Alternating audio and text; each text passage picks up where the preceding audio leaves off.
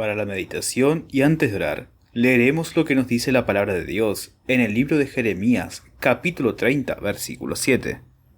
Ah, cuán grande es aquel día, tanto que no hay otro semejante a él.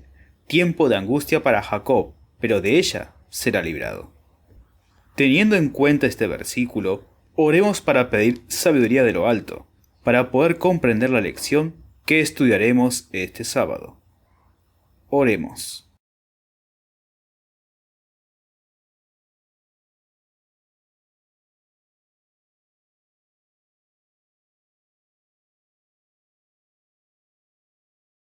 A continuación, escucharemos las voces de algunos hermanos que han tenido la amabilidad de colaborar en el desarrollo de esta lección. La lección que estudiaremos este sábado se titula El tiempo de angustia de Jacob. El verso áureo que leímos antes de orar y que se encontraba en el libro de Jeremías, capítulo 30, versículo 7, y nos decía: Ah, cuán grande es aquel día, tanto que no hay otro semejante a él. Tiempo de angustia para Jacob, pero de ella será librado. La nota de introducción al tema de la lección se encuentra en el libro Mensaje para los jóvenes, página 91. Como Jacob, luchen en oración, agonicen. En el huerto Jesús transpiró grandes gotas de sangre. Deben hacer. No abandonen su habitación hasta que se sientan fuertes en Dios. Luego velen y, mientras velan y oran, podrán dominar los pecados que los asedian, y la gracia de Dios podrá manifestarse en ustedes. Y lo hará. Entremos de lleno en la lección de este sábado y estemos atentos a todas las enseñanzas que podamos extraer de esta historia relatada en la Biblia. Muy feliz sábado, hermanos.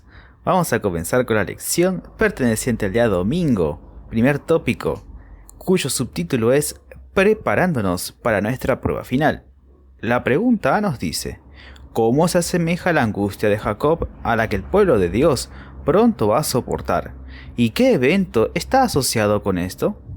Recordemos que la angustia de Jacob fue por el pecado cometido en las tierras de sus padres, de haber engañado a su padre, de haber tomado la primogenitura de su hermano a través del engaño.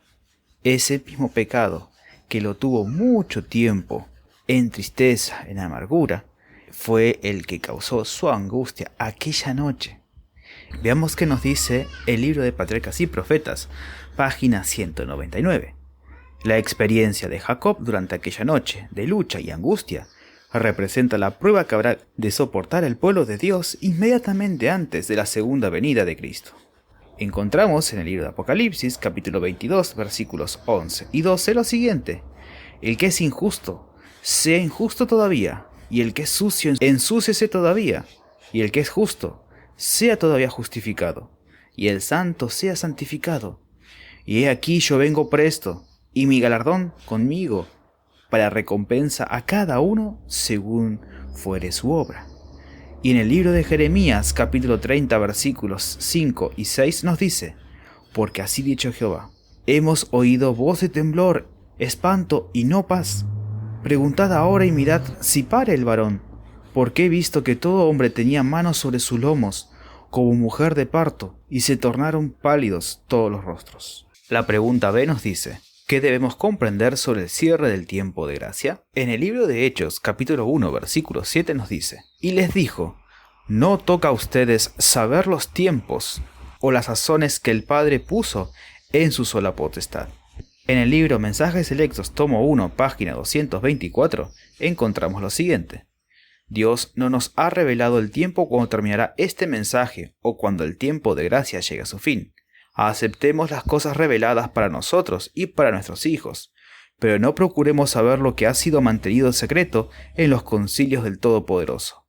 Me han llegado cartas preguntándome si tengo alguna luz especial en cuanto a la fecha de la terminación del tiempo de gracia, y contesto que solo tengo este mensaje que dar, que ahora es el tiempo de trabajar mientras dure el día. ¿Cómo es entonces que las personas podrán soportar la angustia de Jacob? Pensemos, ¿cómo lo soportó Jacob? Él, desde la salida de la casa de su padre, le pedía perdón a Dios. Necesitaba escuchar que Dios estaba con él. Y vemos que en Betel, él recibió en sueños la visión de una escalera que conectaba al cielo. Todos los días, Jacob pedía perdón por su pecado. Nosotros, hoy en día, ¿estamos pidiendo perdón por nuestros pecados? ¿Estamos orando pidiendo ayuda al Señor? Veamos lo que dice en el Evangelio de Juan, capítulo 9, versículo 4. Conviene obrar las obras del que me envió, entre tanto que el día dura, la noche viene, cuando nadie puede orar. Hermanos, hoy en día preparémonos para nuestra prueba final. ¿Cómo? Orando, teniendo conexión con Dios, pidiéndole ayuda para el perdón de nuestros pecados y para recibir la justicia que Jesús convida a cada uno. Hagámonos de la gracia del Señor. Es mi deseo y oración. Amén, hermanos. Día lunes. Se necesita vigilancia. Pregunta: ¿por qué nosotros, a quienes se nos ha confiado una gran luz, debemos ser muy vigilantes en la preparación a fin de encontrarnos con nuestro Señor en paz? Bueno, aquí hay unos textos reveladores que en 1 Timoteo 5:24 dice que los pecados de algunos hombres se hacen patentes antes de que vengan a juicio, pero a otros se les va a descubrir después, justamente en el juicio. Y en 1 Pedro 4:17, refiriéndose a este juicio, Pedro nos dice: porque es tiempo de que el juicio comience por la casa de Dios, y si primero comienza por nosotros, ¿cuál será el fin de aquellos que no obedecen el Evangelio? Muy interesante, ¿no? La nota del Espíritu Profecía nos comenta que mientras los libros de memoria se van abriendo en el juicio, todas las vidas de las personas que hayan creído alguna vez en Jesús pasan ante Dios y son examinadas por Él. Empiezan por los primeros que vivieron en la tierra, por Adán, por, yendo más adelante, Moisés, etc. Ahora, nuestro abogado presenta los casos de cada generación sucesiva y termina con el juicio de las personas que están vivas en la tierra. Entonces, cada nombre, queridos hermanos y hermanas, que es mencionado, va a ser cuidadosamente investigado. Otro texto del Espíritu Profecía dice que como si fuera el único caso en la tierra. Y para alegría de muchos habrá nombres que serán aceptados, y para tristeza de otros, y otros nombres serán rechazados. Esto lo podemos encontrar en Conflicto de los Siglos, la página 474. Vamos a pasar a la pregunta B. La pregunta B dice: explique la solemnidad y la esperanza que se relaciona con esta realidad. Muy bien. En Éxodo 32:33 nos dice que: y Jehová respondió a Moisés: al que pecare contra mí, a éste raeré yo de mi libro. Y en Ezequiel, el capítulo 18, los versículos 24 y 27 al 30, muestran de que la situación, tanto del justo como el impío, si la persona justa en algún momento se aparta de su justicia, se aparta de hacer el bien, se aparta de Dios y empezare a pecar, entonces su nombre será raído del libro de la vida, ¿no? Y también muestra el caso de lo contrario. A la persona impía, a la que comete impiedad, el pecador, se aparta, se convierte a Dios, entonces será salvo. La solemnidad implica que el nombre del pecador impenitente será borrado del libro de la vida. Pronto, también nadie sabe cuándo empezará el juicio de los vivos. Y al terminar el juicio, cada caso será definido para vida o para muerte. ¿Cuál es nuestra esperanza? Que si nos arrepentimos verdaderamente de nuestros pecados y aceptamos el sacrificio de Cristo, nuestros pecados son perdonados ahora y serán borrados en el momento de nuestro juicio. Buenos días y feliz sábado a todos nuestros apreciados oyentes. Día martes 25 de agosto estudiaremos la lección que lleva por subtítulo La abominación desoladora. La pregunta A nos dice, ¿qué advertencia debemos tener en cuenta de una experiencia real, aunque también simbólica, que ocurrió al principio del cristianismo? Para responder esta pregunta nos cita Mateo, el capítulo 24, el versículo 15 y el 16. Y allí nos dice, por tanto, cuando viereis la abominación desoladora que fue predicha por el profeta Daniel, que estará en el lugar santo, el que lea entienda, entonces los que estén en Judea huyan a los montes. Cristo, en su inmenso amor y misericordia, advierte a sus discípulos sobre el futuro y les muestra lo que iba a acontecer. Y les dice que cuando la abominación desoladora predicha por el profeta Daniel rodee la ciudad santa, entonces esta era la oportunidad para poder escapar. Tan pronto como los estandartes romanos rodearon Jerusalén, todos los cristianos, todos los que estaban atentos a las palabras de Jesús, vieron la señal que su maestro le había dicho. Dice que ningún discípulo de Cristo murió en aquel asedio. El Salvador advirtió a sus discípulos, tan pronto cuando viereis la abominación desoladora, predicha por Daniel profeta, que estará en el lugar santo, el que lea entienda, entonces los que estén en Judea huyan a los montes. Tan pronto como los estandartes del ejército romano idólatra fueron clavados en el suelo sagrado, que se extendía a varios estadios más allá de los muros, los creyentes en Cristo debían huir a un lugar seguro. Al ver la señal preventiva, todos los que quisieran escapar debían hacerlo sin tardar. Nos dice el Espíritu Profecía que después que los soldados romanos, al mando del general Cestio Galo, hubieron rodeado la ciudad, abandonaron de pronto el sitio de una manera inesperada, y eso cuando todo parecía favorecer un asalto inmediato. Empero, la previsora misericordia de Dios había dispuesto los acontecimientos para bien de los suyos. Ya estaba dada la señal a los cristianos que aguardaban el cumplimiento de la palabra de Jesús, y en aquel momento se les ofrecía una oportunidad que debían aprovechar para huir, conforme a las indicaciones dadas por su maestro. Ninguno, ni un solo cristiano pereció en la destrucción de Jerusalén. Cristo había prevenido a los discípulos, y todos los que creyeron en sus palabras esperaron atentamente la señal prometida. La pregunta B nos dice, ¿cómo la abominación desoladora es similar al fin? Y allí nos cita Daniel 12:1, que nos dice, y en aquel tiempo se levantará Miguel, el gran príncipe que está de parte de los hijos de tu pueblo, y será tiempo de angustia cual nunca fue desde que hubo gente hasta entonces. Mas en aquel tiempo será librado tu pueblo, todos los que se hallen escrito en el libro. Nos dice que, al igual que en el sitio de Jerusalén, por los ejércitos romanos fue una señal para que huyesen los cristianos de Judea, así la asunción de poder por parte de los Estados Unidos, con el decreto que imponga el día de descanso papal, será para nosotros una amonestación.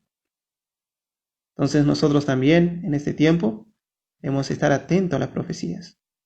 Cuando los Estados Unidos impongan el decreto de descanso papal, esto será una señal para nosotros, al igual que lo fue para los hijos de Israel, el cerco de Jerusalén por el ejército romano. En aquel momento, cuando Jesús termine su obra por nosotros en el santuario celestial, cuando los casos de cada uno estén cerrados, entonces dice el texto que se levantará Miguel, ¿no? El gran príncipe que está de parte de los hijos de tu pueblo, y será tiempo de angustia, cual nunca fue desde que hubo gente hasta entonces, ¿no? Dice que las naciones se están airando ahora, pero cuando nuestro sumo sacerdote termine su obra en el santuario, se levantarán, se pondrán las vestiduras de venganza, y entonces se derramarán las 7 postreras plagas. un tiempo solemne nos aguarda, un tiempo terrible. Dice que un tiempo de angustia cual nunca fue desde que hubo gente. Solo si nos encontramos aferrados a nuestro Padre Celestial, si ponemos nuestra fe firme en Él, podremos resistir. Hoy es el tiempo de ejercitar nuestra fe, de poder estudiar su palabra, de poder estudiar las Escrituras, para que en aquel momento podamos ver las señales y podamos escapar a tiempo. Hoy, en un tiempo de calma, tenemos la oportunidad de acercarnos cada día más a nuestro Padre Celestial, de orar, de ejercitar nuestra fe en Él y poder estudiar su palabra. Que Dios nos ayude y que este tiempo no nos agarre desprevenidos, que podamos confiar firmemente en Dios, y la promesa de Él dice: mas en aquel tiempo será librado tu pueblo, todos los que estén, se hallen escritos en el libro. Que la gracia de Dios nos pueda acompañar y nos pueda bendecir y que nos pueda librar de esta abominación desoladora. Amén. Saludo a todos orando para que Dios pueda bendecirnos con el estudio de esta lección. Ahora vamos a ver el tópico 4 de la lección de esta semana, que lleva el subtítulo Enfocando nuestra fe. Enfocando. Es una palabra que podemos decir que lo hacemos cuando tenemos una linterna, un foco de luz, y lo orientamos hacia alguna parte en especial que queremos ver. También podemos hablar de una cámara de fotos que debemos regular el objetivo para poder ver claramente un determinado lugar donde necesitamos nitidez, como también se refiere a un determinado tema donde debemos centrarnos. Entonces eso sería enfocarse. La pregunta nos dice cómo se compara el tiempo de angustia de Jacob con el del fin. El versículo áureo, que es el que menciona nuestra lección, pero solamente la primera parte, nos dice: ¡ah, cuán grande es aquel día! Tanto que no hay otro semejante a él. Esta expresión de admiración tiene una connotación de tristeza, porque dice que este día es como ningún otro. No existe otro que podamos decir es igual a ese día. Entonces esta es la primera comparación que tenemos del tiempo de angustia en el futuro, o sea, de lo que podamos saber o imaginarnos mucho más. También tenemos la cita de Apocalipsis capítulo 13 versículo 11 al 17, donde nos habla la situación de dos bestias. Comparándolo con la historia, podemos identificar que la primera bestia es el sistema papal e identificamos a la segunda bestia como Estados Unidos y a la imagen de la bestia a la unión de las iglesias cristianas que se unan al sistema papal. La palabra de Dios nos dice que también generarán un momento de angustia, decretando la muerte del que no acepte la marca de la bestia el domingo. Tanto en el caso de Jacob como en esta situación de Apocalipsis podemos notar que están ante la muerte, y la preocupación sin duda es: ¿estamos en paz con Dios? Las dificultades nos generan momentos de angustia. A nivel religioso también se espera momentos de angustia, pero este último momento, el gran día cual nunca hubo, es el que va a pasar la iglesia en el tiempo del fin. La nota nos aclara que va a haber un momento en que Cristo va a dejar de interceder en el santuario celestial, porque cada caso ha sido tratado, cada caso ha sido decidido para vida o para muerte. Y en ese tiempo, así como Jacob estuvo entonces frente a la muerte, también el pueblo de Dios estará en ese peligro. Pero también como Jacob luchó pidiendo estar en paz, así también los justos van a clamar a Dios día y noche. La pregunta B nos dice lo siguiente: mientras Satanás se mofa de nosotros por nuestros pecados, ¿qué debemos recordar? Sin duda, al recordar nuestras faltas, nos ponemos tristes. Y sin duda, al vernos pecadores, sabemos que solos estamos sin esperanza. Pero el Evangelio nos da la salida. Tenemos 2 versículos. El primero de Isaías nos hace un llamado: venid y razonemos. El razonamiento es de Dios, porque no sería lógico recibir toda esta bendición de la manera que Dios lo da. En nuestro razonamiento sería ilógico.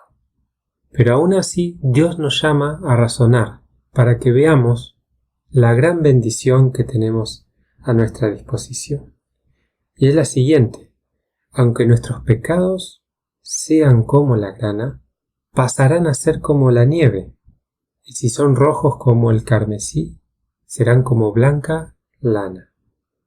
En otras palabras, no importa nuestra situación pasada, importa que aceptemos el ofrecimiento.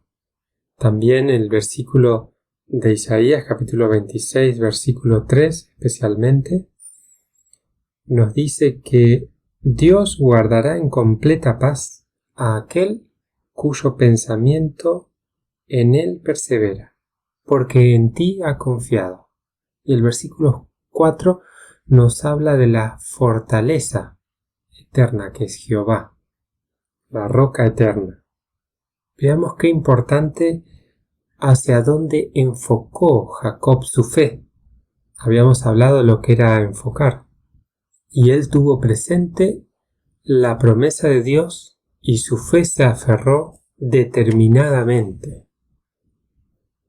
En la lección pasada habíamos visto el por qué Dios en su lucha no superó, o sea, Jacob no quedó atrás, y tenía que ver con que Jacob había puesto su mano temblorosa de la fe en la promesa de Dios.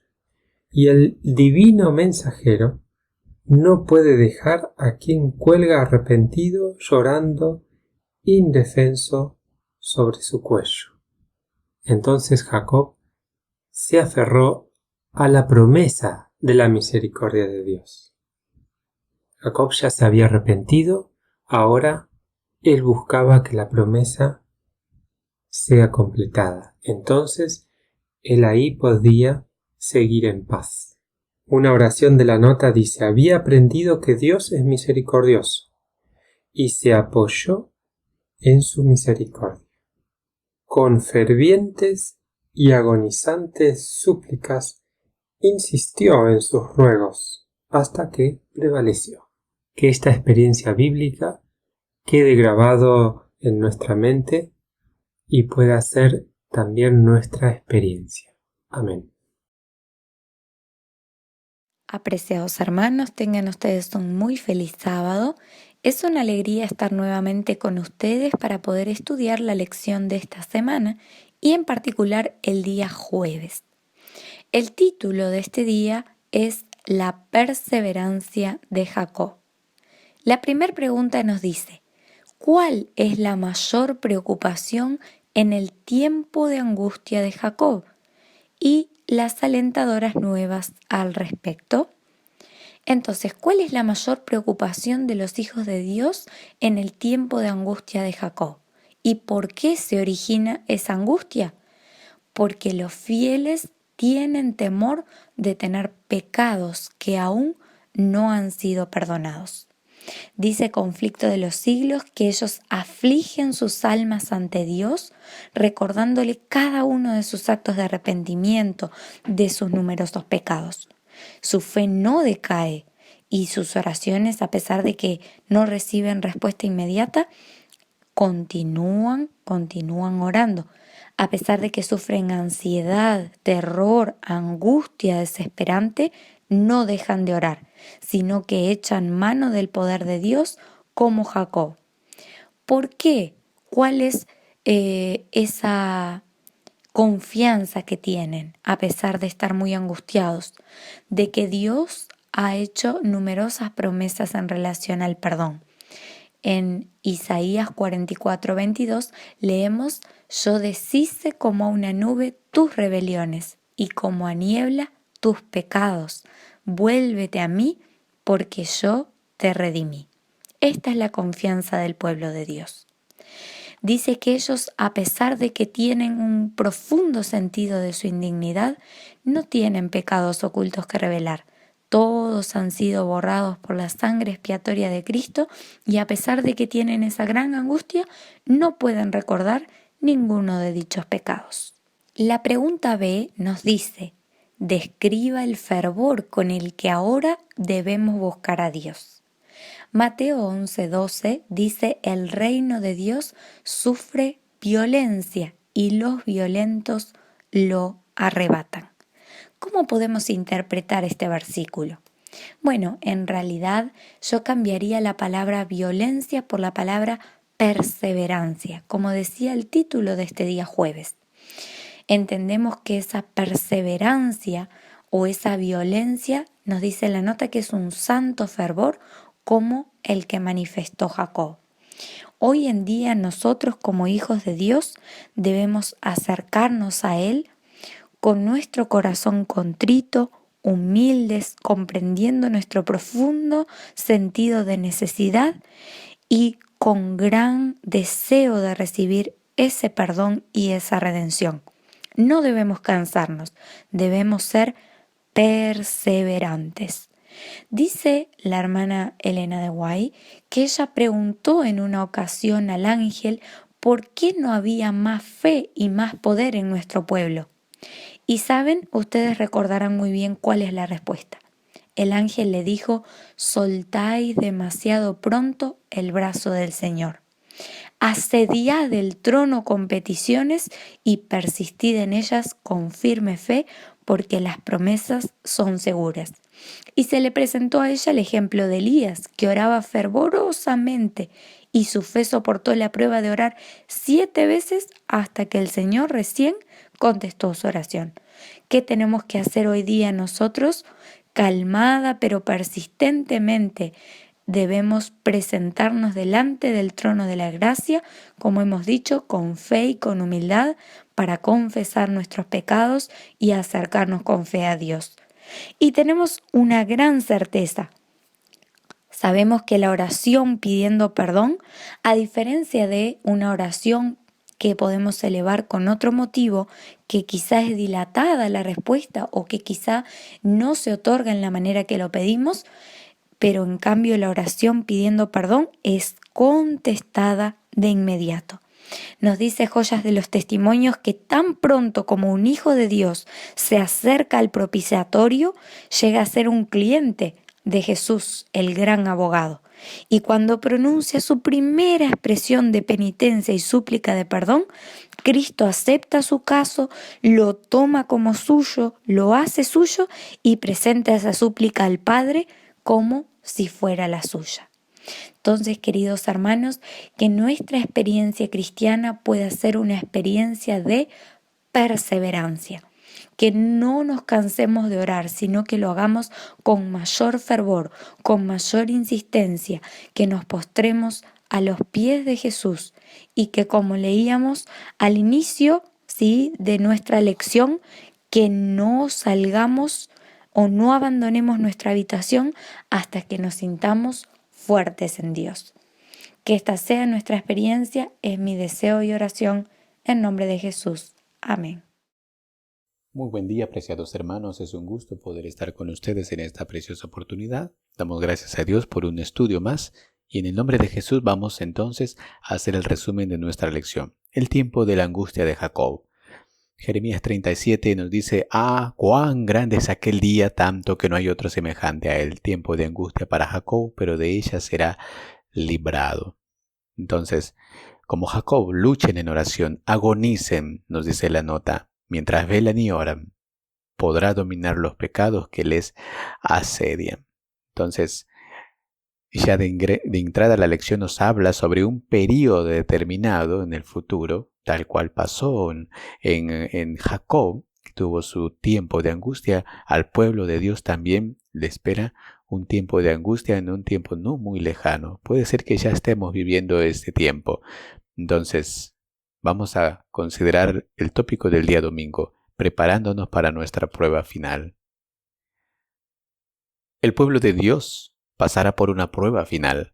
Desde los cielos se ve al hombre en un estado de dolor y angustia que afecta aún su apariencia. Esto es lo que dice Dios en su palabra, de acuerdo a lo que nos dice Jeremías.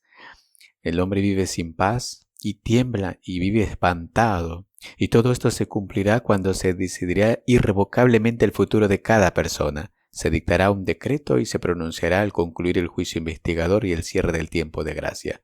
Aunque no es revelado al hombre fecha ni tiempo definido para este acontecimiento, Cristo nos invita a dar prioridad a atender la obra que debemos hacer, velar y orar mientras nos preparamos y amonestar al mundo también para que se prepare.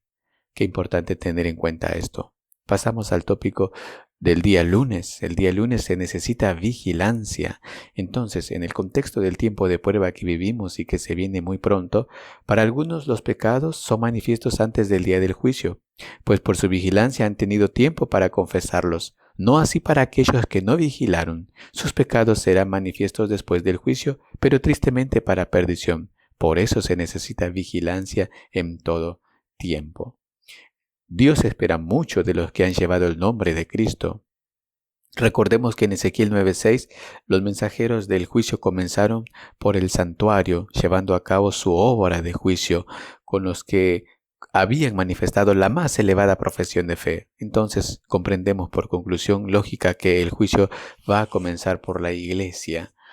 Dios nos habla en su palabra también de que tiene un registro de todo hombre. Se hace mención de los libros de memoria y los libros de la vida. De acuerdo a los registros que se hallen en esos libros, los nombres de cada uno pueden permanecer o ser borrados. La Biblia expresa que Dios mismo borrará nuestros nombres, en caso que no tengamos una vida conforme a la voluntad de Dios.